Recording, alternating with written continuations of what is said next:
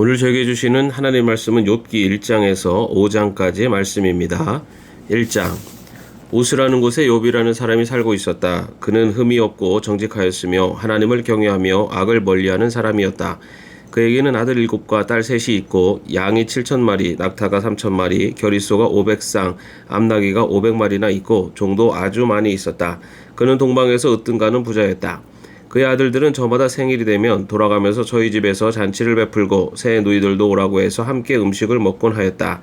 잔치가 끝난 다음 날이면 욥은 을에 아침에 일찍 일어나서 자식들을 생각하면서 그들을 깨끗하게 하려고 자식의 수대로 일일이 번제를 드렸다. 자식 가운데서 어느 하나라도 알지 못하는 사이라도 하나님을 저주하고 죄를 지었을 수도 있다고 생각하여 잔치가 끝나고 난 뒤에는 늘 그렇게 하였다. 욥은 모든 일에 늘 이렇게 신중하였다. 하루는 하나님의 아들들이 와서 주님 앞에 섰는데 사탄도 그들과 함께 서 있었다. 주님께서 사탄에게 어디를 갔다가 오는 길이냐 하고 물으셨다. 사탄은 주님께 땅을 이리저리 돌아다니다가 오는 길입니다 하고 대답하였다. 주님께서 사탄에게 말씀하셨다. 너는 내 종 욥을 잘 살펴보았느냐? 이 세상에는 그 사람만큼 흠이 없고 정직한 사람, 그렇게 하나님을 경외하며 악을 멀리하는 사람은 없다. 그러자 사탄이 주님께 아뢰었다. 욥이 아무것도 바라는 것이 없이 하나님을 경외하겠습니까? 주님께서 그와 그의 집과 그가 가진 모든 것을 울타리로 감싸주시고 그가 하는 일이면 무엇에나 복을 주셔서 그의 소유를 온 땅에 넘치게 하지 않으셨습니까? 이제라도 주님께서 손을 드셔서 그가 가진 모든 것을 치시면 그는 주님 앞에서 주님을 저주할 것입니다. 주님께서 사탄에게 말씀하셨다. 그가 가진 모든 것을 다 내게 맡겨보겠다. 다만 그의 몸에는 손을 대지 말아라. 그때 사탄이 주님 앞에서 물러갔다. 하루는 욥의 아들들과 딸들이 마다들의 집에서 음식을 먹으며 포도주를 마시고 있는데 일꾼 하나가 욥에게 달려와서 다급하게 말하였다. 우리가 소를 몰아 밭을 갈고 나귀들은 그 근처에서 풀을 뜯고 있는데 스바 사람들이 갑자기 들이닥쳐 가축들을 빼앗아가고 종들을 칼로 쳐서 죽였습니다. 저 혼자만 겨우 살아남아서 주인 어른께 이렇게 소식을 전해드립니다. 이 일꾼이 아직 말을 다 마치지도 않았는데 또 다른 사람이 달려와서 말하였다. 하늘에서 하나님의 불이 떨어져서 양떼와 목동들을 살라버렸습니다. 저 혼자만 겨우 살아남아서 주인 어른께 이렇게 소식을 전해드립니다. 이 사람도 아직 말을 다 마치지 않았는데 또 다른 사람이 달려와서 말하였다. 갈대아 사람 세 무리가 갑자기 낙타떼에게 달려들어서 모두 끌러가고 종들을 칼로 쳐서 죽였습니다. 저 혼자만 겨우 살아남아서 주인 어른께 이렇게 소식을 전해드립니다. 이 사람도 아직 말을 다 마치지 않았는데 또 다른 사람이 달려와서 말하였다. 주인 어른의 아드님과 따님들이 큰 아드님 댁에서 한창 음식을 먹으며 포도주를 마시는데 갑자기 광야에서 강풍이 불어와서 그 집 내 모퉁이를 내리쳤고 집이 무너졌습니다. 그때 젊은 사람들이 그 속에 깔려서 모두 죽었습니다. 저 혼자만 겨우 살아남아서 주인 어른께 이렇게 소식을 전해드립니다. 이때 욥은 일어나 슬퍼하며 겉옷을 찢고 머리털을 민 다음에 머리를 땅에 대고 엎드려 경배하면서 이렇게 말하였다. 모태에서 빈손으로 태어났으니 죽을 때에도 빈손으로 돌아갈 것입니다. 주신 분도 주님이시요 가져가신 분도 주님이시니 주님의 이름을 찬양할 뿐입니다. 이렇게 욥은 이 모든 어려움을 당하고서도 죄를 짓지 않았으며 어리석게 하나님을 원망하지도 않았다. 2장. 하루는 하나님의 아들들이 와서 주님 앞에 서고 사탄도 그들과 함께 주님 앞에 섰다. 주님께서 사탄에게 어디를 갔다가 오는 길이냐 하고 물으셨다. 사탄은 주님께 땅을 이리저리 돌아다니다가 오는 길입니다 하고 대답하였다.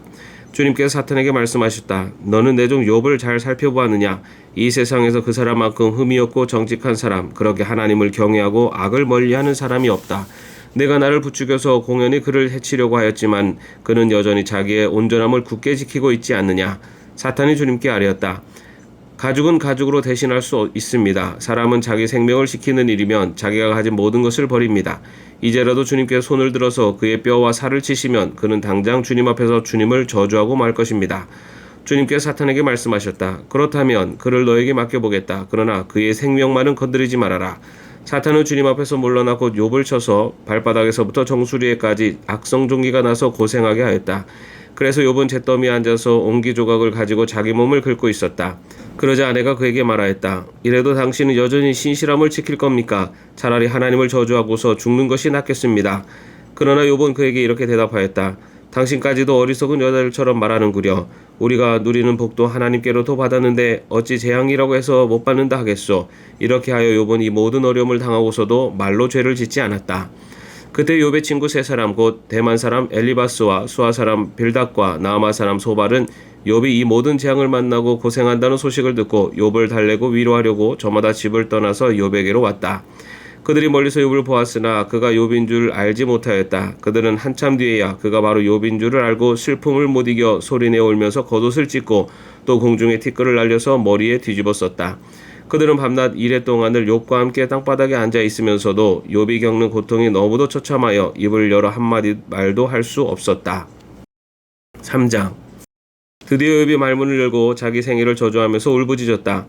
내가 태어나던 날이 차라리 사라져 버렸더라면, 남자 아이를 베었다고 좋아하던 그 밤도 망해버렸더라면, 그날이 어둠에 덮여서 높은 곳에 계신 하나님께서도 그날을 기억하지 못하셨더라면, 아예 그날이 밝지도 않았더라면, 어둠과 사망의 그늘이 그날을 제 것이라 하여 검은 구름이 그날을 덮었더라면, 낮을 어둠으로 덮어서 그 날을 공포 속에 몰아넣었더라면, 그 밤도 흑암에 사로잡혔더라면, 그 밤이 아예 날수와 달수에도 들지 않았더라면, 그 밤이 아무도 잉태하지 못하는 밤이었더라면, 아무도 기쁨의 소리를 낼 수 없는 밤이었더라면, 주문을 외워서 바다를 저주하는 자들이, 리호에단도 길들일 수 있는 마력을 가진 자들이 그날을 저주하였더라면, 그 밤에는 새벽별들도 빛을 잃어서 날이 밝기를 기다려도 밝지를 않고 동트는 것도 볼 수 없었더라면 좋았을 것을.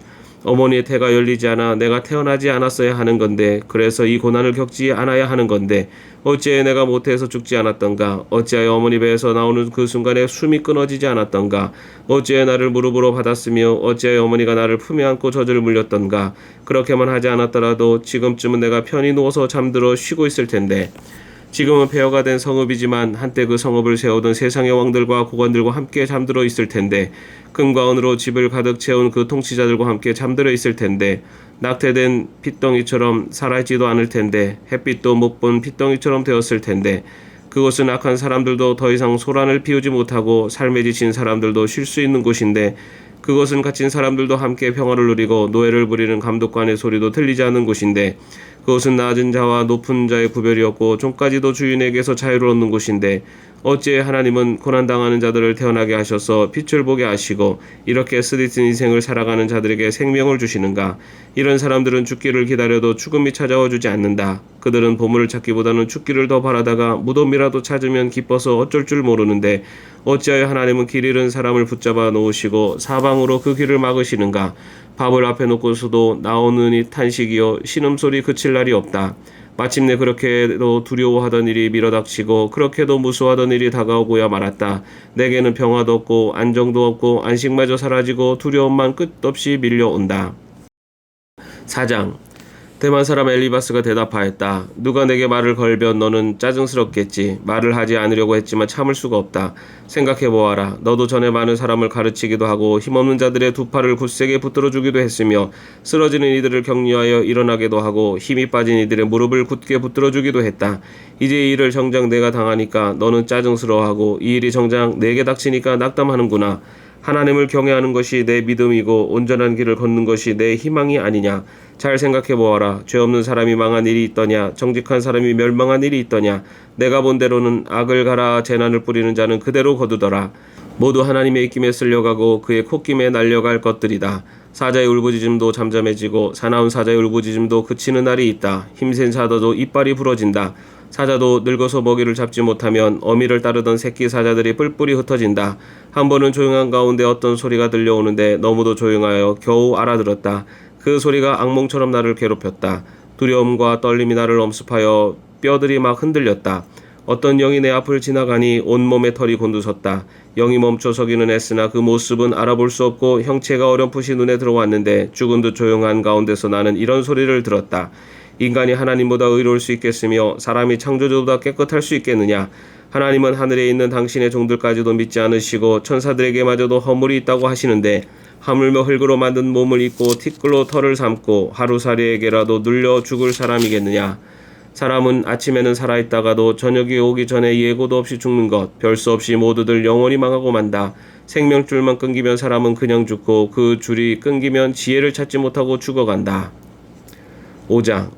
어서 부르짖어 보아라. 내게 응답하는 이가 있겠느냐? 하늘에 있는 거룩한 이들 가운데서 그 누구에게 하소연할 수 있겠느냐? 미련한 사람은 자기의 분노 때문에 죽고 어리석은 사람은 자기의 질투 때문에 죽는 법이다.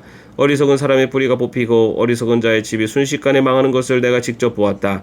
그런 자의 자식들은 도움을 받을 데가 없어서 재판에서 억울한 일을 당해도 구해주는 이가 없었고 그런 자들이 거두어들인 것은 굶주린 사람이 먹어치운다. 가시나무 밭에서 자란 것까지 먹어치운다. 목마른 사람이 그의 재산을 삼켜버린다. 재앙이 흙에서 일어나는 법도 없고 고난이 땅에서 솟아나는 법도 없다. 인간이 고난을 타고 태어나는 것은 불티가 위로 나는 것과 같은 이치이다. 나 같으면 하나님을 찾아서 내 사정을 하나님께 털어놓겠다. 그분은 우리가 측량할 수 없는 큰일을 하시며 우리가 헤아릴 수 없는 기이한 일을 하신다. 땅에 비를 내리시며 밭에 물을 주시는 분이시다. 낮은 사람을 높이시고 슬퍼하는 사람에게 구원을 보장해 주시며 간교한 사람의 계획을 꺾으시어 그 일을 이루지 못하게 하신다. 지혜롭다고 하는 자들을 제 꾀에 속게 하시고 교활한 자들의 꾀를 금방 실패로 돌아가게 하시니 대낮에도 어둠을 만날 것이고 한낮에도 밤중처럼 더듬을 것이다. 그러나 하나님은 가난한 사람들을 그들의 칼날 같은 입과 억센 소나기로부터 구출하신다. 그러니까 비천한 사람은 희망을 가지지만 불의한 사람은 스스로 입을 다물 수밖에 없다. 하나님께 징계를 받는 사람은 그래도 복된 사람이다. 그러니 전능하신 분의 훈계를 거절하지 말아라. 하나님은 찌르기도 하시지만 싸매어 주시기도 하시며 상하게도 하시지만 손수납게도 해주신다. 그는 6가지 환난에서도 너를 구원하여 주시며 7가지 환난에서도 재앙이 내게 미치지 않게 해주시며 기근 가운데서도 너를 굶어 죽지 않게 하시며 전쟁이 벌어져도 너를 칼에서 구해 주실 것이다. 너는 혀의 저주를 피할 수 있어 파멸이 다가와도 두려워하지 않을 것이다. 약탈과 굶주림쯤은 비웃어 넘길 수 있고 들짐승을 두려워하지도 않을 것이다. 너는 들에 흩어진 돌과도 계약을 맺으며 들짐승과도 평화롭게 지내게 될 것이다. 그래서 너는 집안이 두루 평안한 것을 볼 것이며 가축우리를 두루 살필 때마다 잃은 것이 없는 것을 볼 것이다. 또 자손도 많이 늘어나서 땅에 풀같이 많아지는 것을 보게 될 것이다.